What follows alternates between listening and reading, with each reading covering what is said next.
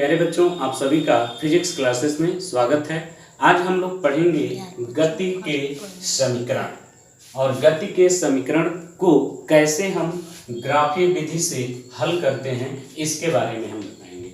तो पिछला लेक्चर में आप लोगों ने देखा था कैसे हम वेग समय ग्राफ को कैसे हम ग्राफ का प्रदर्शन करते हैं, गति का ग्राफिक प्रदर्शन हम कैसे करते हैं, आप हमारे पिछले वीडियो में देखा।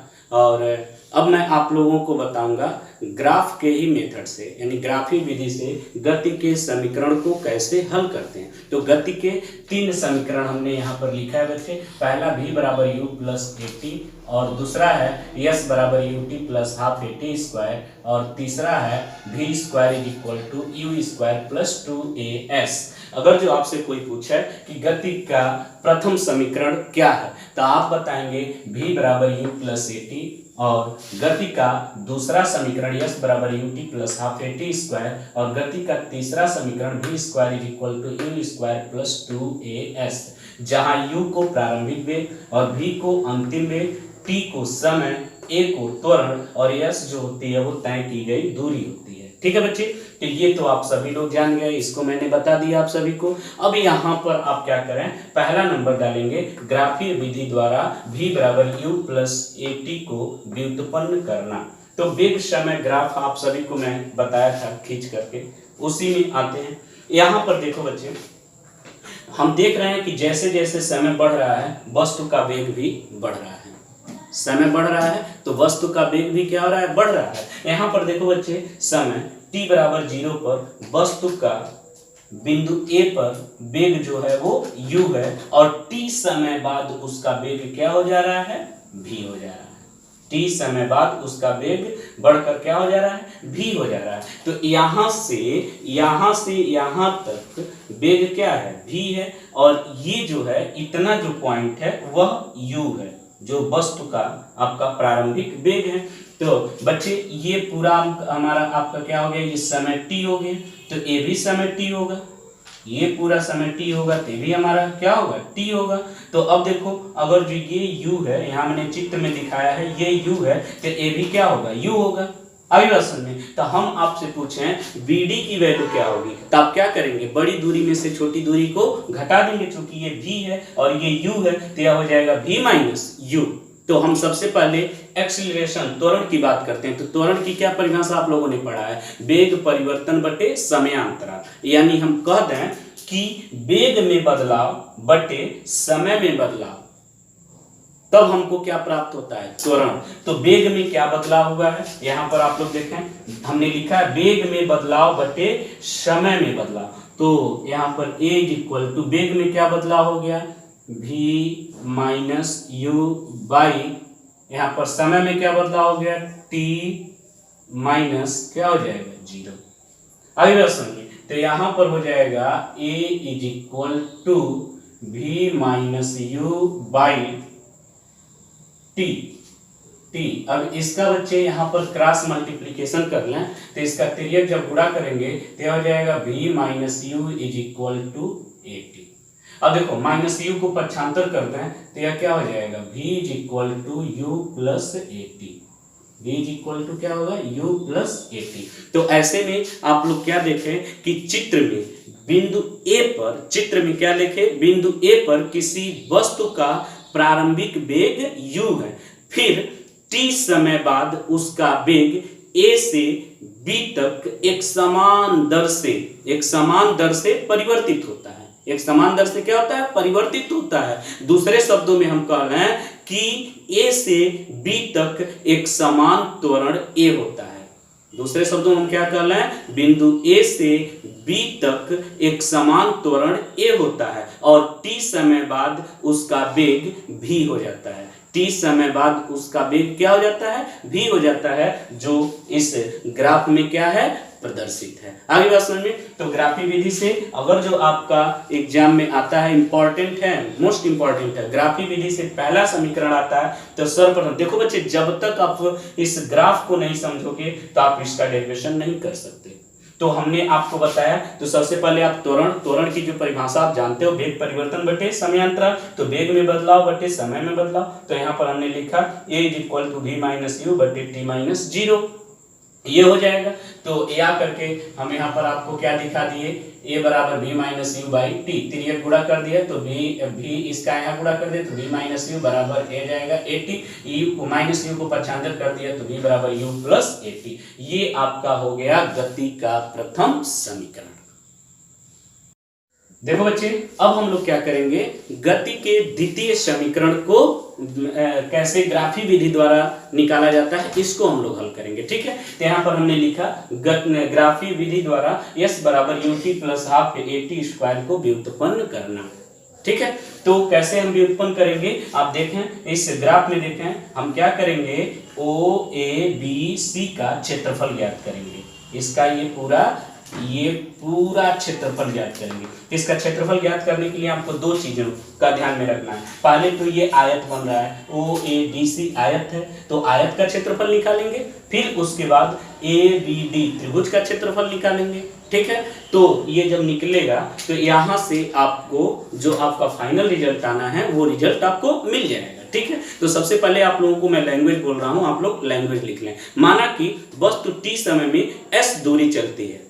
चित्र में वस्तु द्वारा चली गई दूरी को वेग समय ग्राफ AB तथा समय OC के बीच के स्थान क्षेत्रफल द्वारा दिया गया है। क्षेत्रफल द्वारा दिया गया है, अतः चली गई दूरी बराबर आपका क्या हो जाएगा, OABC का क्षेत्रफल। चली गई दूरी बराबर, यहाँ पे लिखेंगे चली गई दूरी बराबर OABC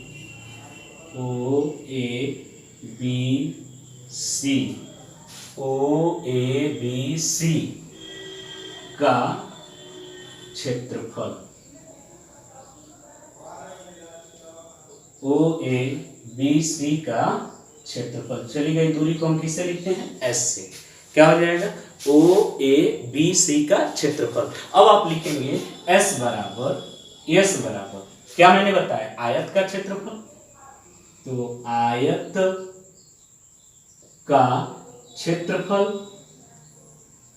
क्षेत्रफल अब प्लस त्रिभुज का क्षेत्रफल, त्रिभुज का क्षेत्रफल। तो यहां पर हो जाएगा यस, चली गई दूरी यस बराबर, आयत क्या है, OABC का क्षेत्रफल, आयत OABC का क्षेत्रफल अब प्लस त्रिभुज AB, यहां देखो ABD का क्षेत्रफल, ABD का क्षेत्रफल, ये हो जाएगा। तो AS बराबर आयत का क्षेत्रफल क्या होता है, लंबाई गुणे चौड़ाई, लंबाई गुणे क्या हो जाएगा, चौड़ाई। तो देखो OA गुणे ये हो जाएगा OC प्लस त्रिभुज का क्षेत्रफल होता है 1/2 गुणे आधार हमारा क्या हो जाएगा, AD गुणे ऊंचाई हमारा क्या हो जाएगा, BD। अब सभी वैल्यू को पुट कर दो, सब वैल्यू तुम्हारे पास है। तो S = OA देखो क्या है, U है, अब गुणे OC देखो क्या है, T है, तो ये मिल गया UT अब प्लस हाफ AD की वैल्यू देखो क्या है, AD यहां से यहां तक, O से C तक की दूरी T है, तो A से D की भी दूरी क्या होगी, T होगी। तो यह हो जाएगा T और गुणे BD क्या है, V - U है, क्या है, U है। तो चूंकि गति के प्रथम समीकरण में आपने पढ़ा है V बराबर U प्लस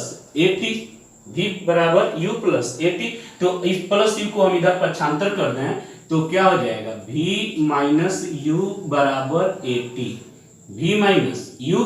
AT, यानी हम V - U के जगह पे क्या लिख सकते हैं, AT।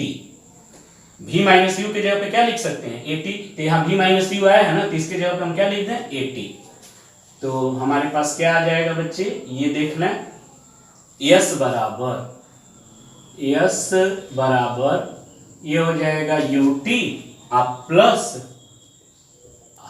देखो बच्चे अब हम लोग क्या करेंगे, जो v माइनस यू की वैल्यू आई है v minus u is equal to 80, तो यहाँ पर आप क्या करेंगे, v माइनस यू की जगह पे 80 रख देंगे। अभी बात सुनिए, v माइनस यू की जगह पे क्या रखेंगे 80, तो आपको मिल जाएगा s इज इक्वल टू, यहाँ देखो u में t का मल्टीप्लाई कर देंगे तो आपका हो जाएगा ut आप प्लस यह हो जाएगा हाफ, ये हो जाएगा ut प्लस हाफ, यहाँ पर हो जाएगा इंटू t, और v माइनस यू की जगह पे क्या कहें रखिए 80, यहाँ पर रख दिया गया 80, ये हो जाएगा बच्चे। अब आप क्या करिए, या करके लिख लीजिए, या s बराबर ut प्लस हाफ, इसका इसे मल्टीप्लाई कर दीजिए, यह हो जाएगा 80 स्क्वायर। ठीक है, तो ये आपका रिजल्ट हो जाएगा s बराबर ut प्लस हाफ 80 स्क्वायर। यह देखो बच्चे, यह आपके गति का द्वितीय समीकरण है। गति का क्या है, द्वितीय समीकरण है। करेंगे तो ले लीजिए, स्क्रीनशॉट आप सभी लोग ले चुके होंगे, हम इसको इरेज करेंगे। ठीक है,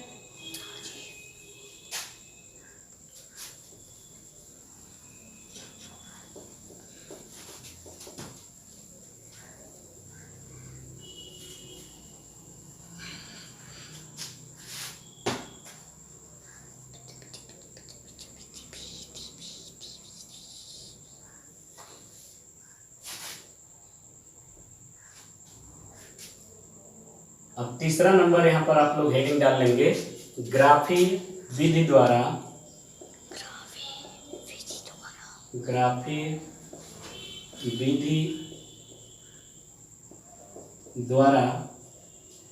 v स्क्वायर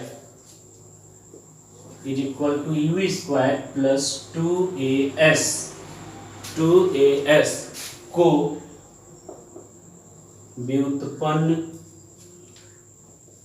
व्युत्पन्न करना,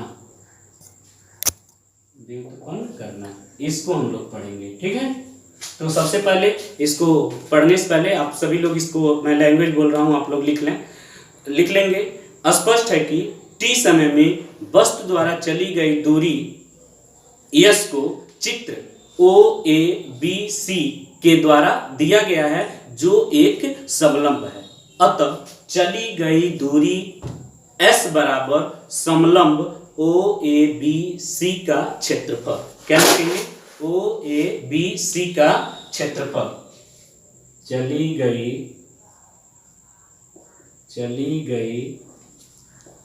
दूरी s इज इक्वल टू समलंब, यहाँ पे देखो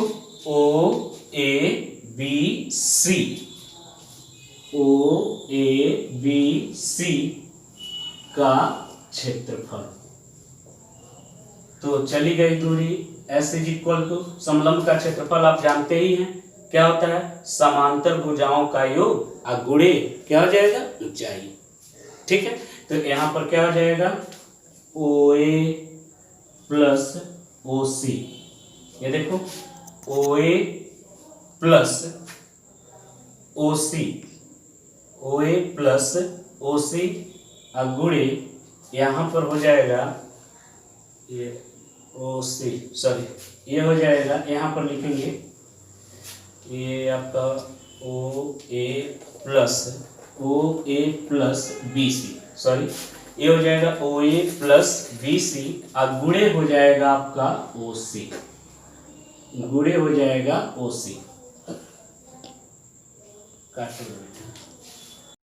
अब हम लोग समलंब का क्षेत्रफल निकालना है। चली गई दूरी s इज इक्वल टू, समलंब का क्षेत्रफल क्या होता है, समांतर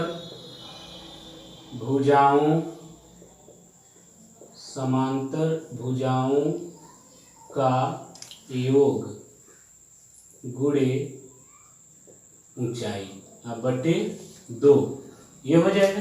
तो या करके आप लोग लिखेंगे S इज इक्वल टू समांतर भुजाओं का योग, देखो क्या हो जाएगा, OA plus BC, OA plus BC, अब गुणे ऊंचाई आपका क्या हो जाएगा, OC अब पूरा के बटे हो जाएगा आपका 2, ये 2 हो जाएगा। अब देखो बच्चे यहाँ पर S is equal to OA का मान क्या है, OA का मान है U अब प्लस BC, यहाँ से यहाँ तक भी है, यहाँ से यहाँ तक क्या है, ये भी है, तो B से C की भी दूरी क्या होगी, V होगी, तो यह हो जाएगा V और गुणे OC आपका क्या हो जाएगा, T हो जाएगा, अब पूरा के बटे क्या हो जाएगा, 2 हो जाएगा। अगली बात सुनिए, या हम इसको सीक्वेंस में लिख लें, यहाँ से लिख सकते हैं या S is equal to V को पहले लिख लो, तो यह हो जाएगा V प्लस U और यहाँ पर हो जाएगा T बाई 2, ठीक है। चूंकि यहाँ पर लिख लेना बच्चे V इज इक्वल, गति का जो प्रथम समीकरण होता है, गति का प्रथम समीकरण क्या होता है, V is equal to U plus AT, यहाँ से हम T का मान निकालेंगे, ठीक है। तो प्लस U को पक्षांतर कर दो, तो यह हो जाएगा V minus U, plus U को पक्षांतर कर दिया, V minus U is equal to AT, या हम कहें T इज इक्वल टू क्या होगा, तो आप लिखिएगा V minus U, T is equal to क्या हो जाएगा, T is equal to V minus U by A, यही होगा, ये हो जाएगा। तो T का यह मान जो निकला है V minus U by A यहाँ पे रख दें, अतः यह हो जाएगा, अतः S is equal to V plus U गुणे T के जगह पे V minus U by V minus U by A, यहाँ पर A है और नीचे यहाँ पर 2 है, तो क्या हो जाएगा 2A, ये हो जाएगा।